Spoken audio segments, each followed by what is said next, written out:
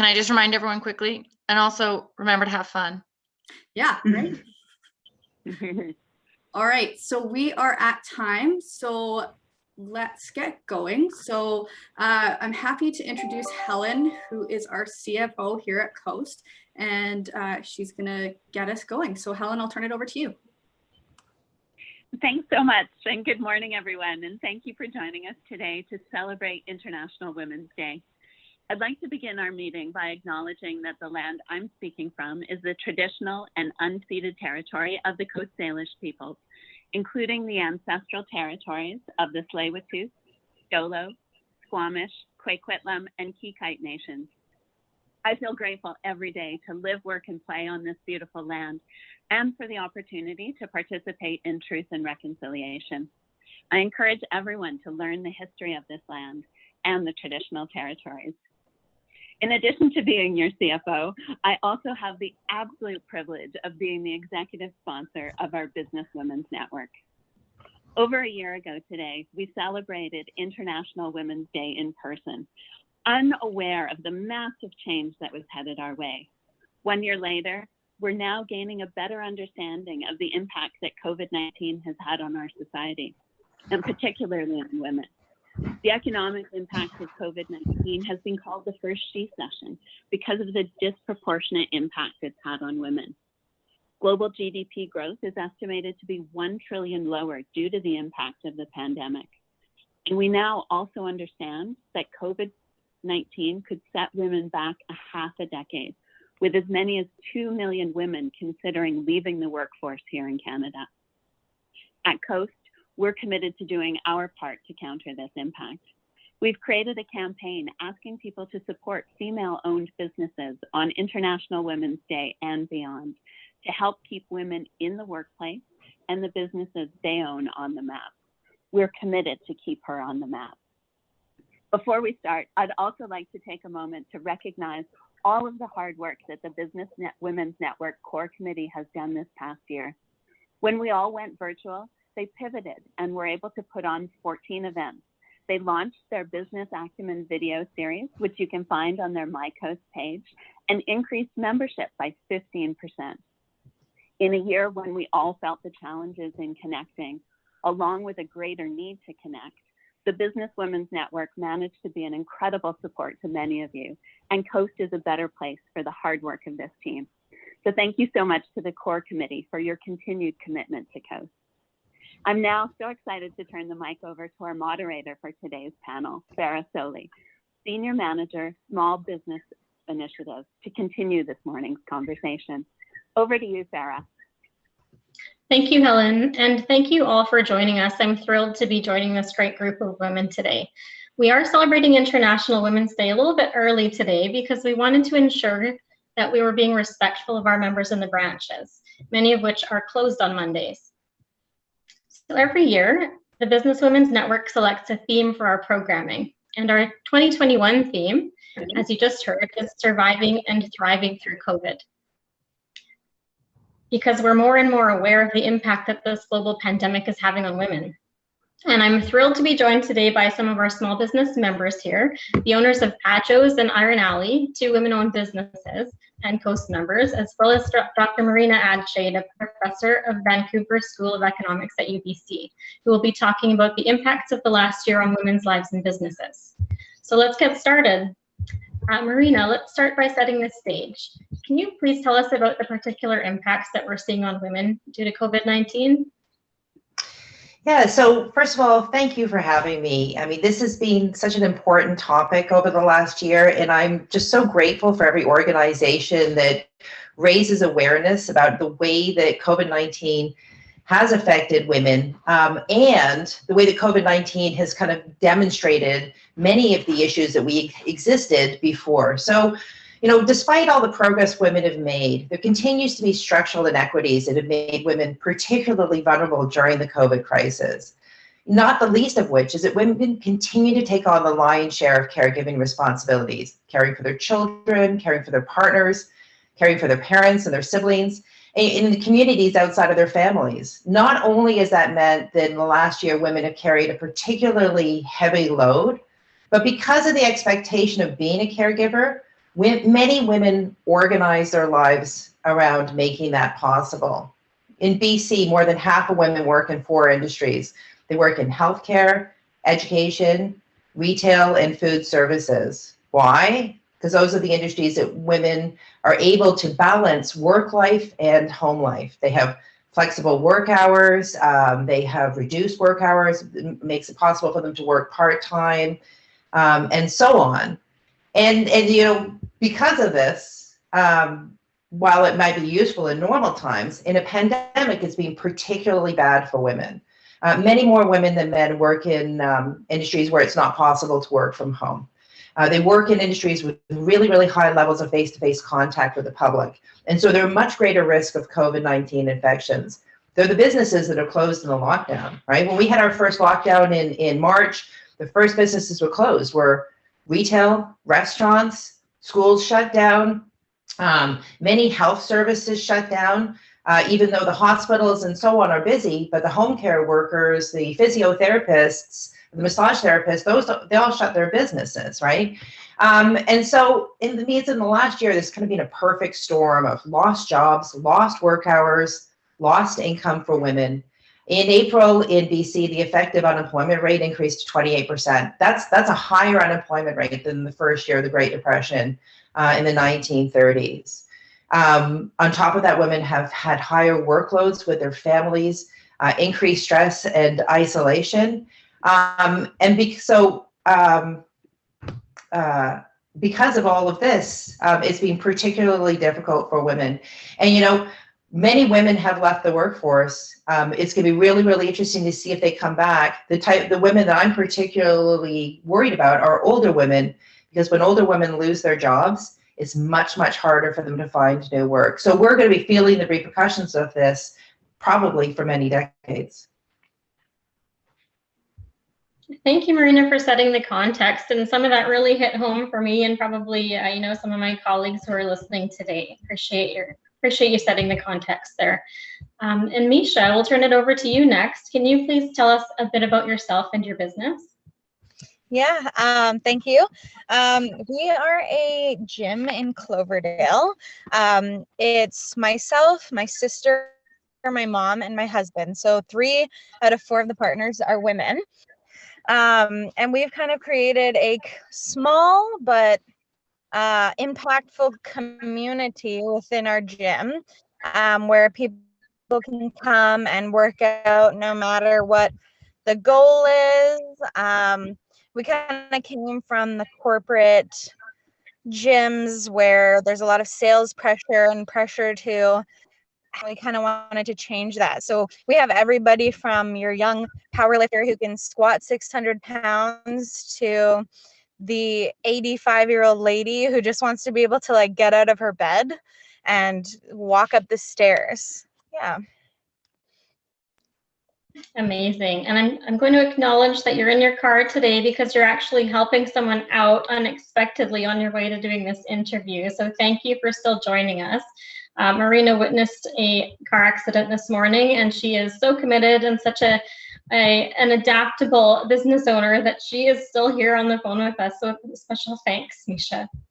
No worries. And next, I'll turn it over to Cindy. If you can tell us a bit about yourself and your business, please. Thanks, Farah. My mom, Patricia Branch, started Padjo's Fish and Chips in 1985, 36 years ago this June, in Steveston at the Fisherman's Wharf.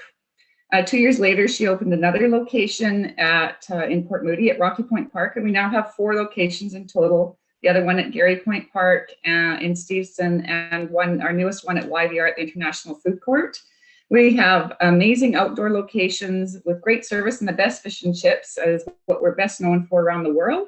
And our flagship is in Steveston and is floating on the water. So it's a really, truly beautiful location. We continue to be a family-owned business with my mom, and I have 2 sisters and myself. Of our employees, we have many, many women employees, and 3 out of our 4 managers are women. For me, I've had many different careers and jobs over the past 40 plus years, but this by far has been the most challenging. I didn't become involved in the family business until my mom introduced succession planning some years ago.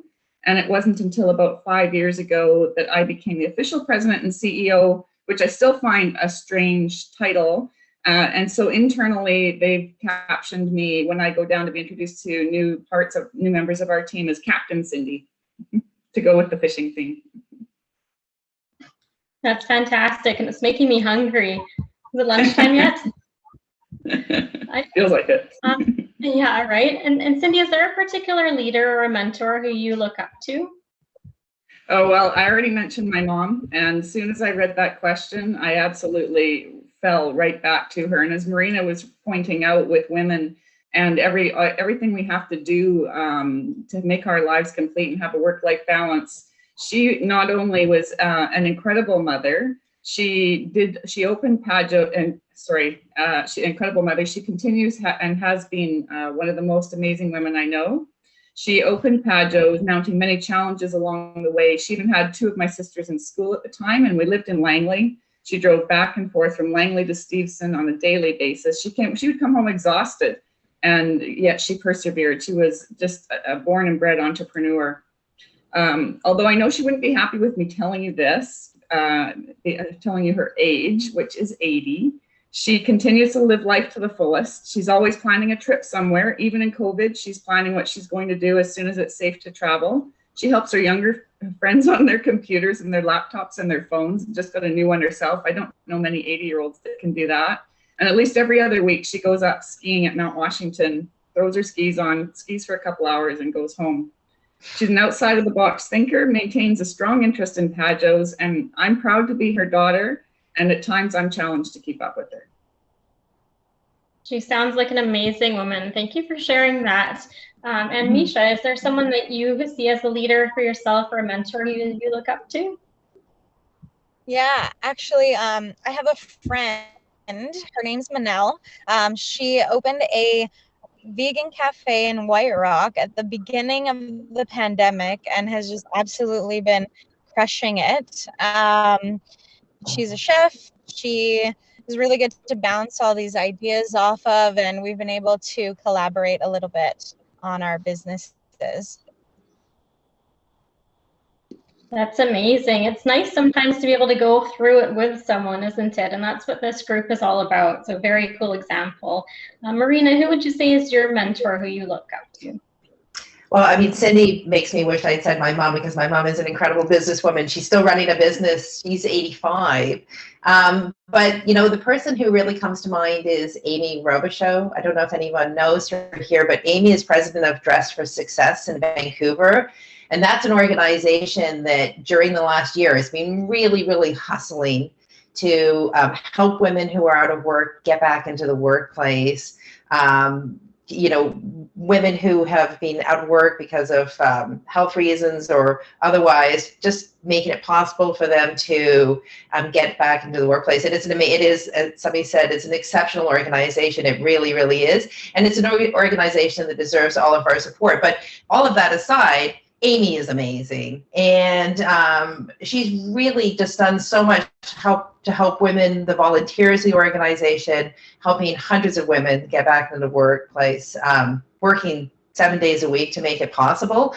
But I think it's a really good example of how we can work together to make sure that the people who've been really, really hurt by the last year, by the COVID crisis, help make sure that when they come out on the other side, that they're thriving. Absolutely, and that actually leads really nicely into my next question, which I'm going to open up to the panel. Given that our focus at the Business Women's Network this year is on thriving and surviving through COVID, what have been your moments of thriving, either personally, through your business, or with your family as they're involved in the businesses we're speaking to today? And what were the moments where you have simply felt that you needed to survive this past year? So I'll let whoever wants to jump in first answer that one. I can go. In terms of, I guess I would start with the needing to survive part. All of the gyms were shut down for almost 2 months, the middle of the year this year. And for a business that's only a couple years old, it was paying out of pocket and moving funds around and figuring it out. And the way that we have our gym set up, everybody is a contracted personal trainer. So all of these government like financial supports that were available, we didn't qualify because we don't have employees technically. And so that was challenging. But in terms of successes, after we opened, every single person that has come in and signed up to be a member at our gym has just been like the greatest blessing. And it's been able to help us grow when we didn't think we were going to be growing this year for many reasons, obviously. But yeah. That's fantastic. Thank you. Who would like to go next on that one? What have been your moments of thriving and surviving this year? I can go next. Oh, Go ahead. Of course, with the fish and chips business, when COVID hit, our immediate thing is we had to shut down all our tables. We didn't know how we were going to be able to manage to keep people coming and keep everybody safe. There were questions revolving around all of those aspects, and a really big one is how we have a lot of employees, and it was how are we going to be able to keep our employees safe and keep them working as well. We did end up closing YVR for quite some time, and we're open a few days a week now, but as you can imagine, the traffic at the airport is like less than 5% of normal. So it's really a matter of trying to keep some staff on, and we have been fortunate enough, unlike Misha, to be able to access some of the grants, which has allowed it. We wouldn't normally be able to stay open at YVR, but with the grants, we're able to stay open. For thriving, we actually, like Marina, have done okay, and as we're already all in an outdoor setting with a takeout component to our businesses, once people felt more comfortable to be able to come out and enjoy being outside, we saw the numbers start to increase again. Our team was incredible. They have to like you saw at restaurants, like we had a restaurant in the park at Rocky Point, another restaurant out over there, where they got shut down because they weren't able to manage their lineups, where we were able to manage our lineups and manage our social distancing and keep everybody safe. Other than that, this year, the whole year, actually, the weather was quite good. So lots of restaurants weren't able to be open, whereas we were, because we were outside, and then we also had the bonus of the weather being good. And so we have seen things, although not anywhere near what our business plan should have been showing. We've been able to, we're much, much, much more fortunate than many other restaurants. Great, thank you. And over to you, Marina. Yeah, so I'm an educator. It's been a really, really difficult year for educators. Even at the university level, we're all teaching online. And I think the thing that I've really been surviving is kind of managing the stress levels and mental health of my students. And I think for people who are running businesses, they probably feel the same way about their employees. There's been a lot of, over the last year, of employers, business owners having to be flexible, having to show a lot of compassion and patience for the workers, having to think about areas of their workers' lives that they might not have had a think about before, like who do your employees live with, how do your employees get to work, do they have to take public transit, and so on. And so I think this has been a big element of everybody's life, but it's been a big element of my life because my students are under so much stress, and it's been a real challenge. I mean, the way that I'm thriving, is my youngest child is 22. He moved out when he was 18, so I was living on my own for many years before all of this happened, and I like living by myself, especially after being a single parent for 25 years. But one thing that I realized back in the fall is I was done living by myself. So I bought a house with my daughter, and we live together now. And this has actually been amazing for me because I realized that how important my family is.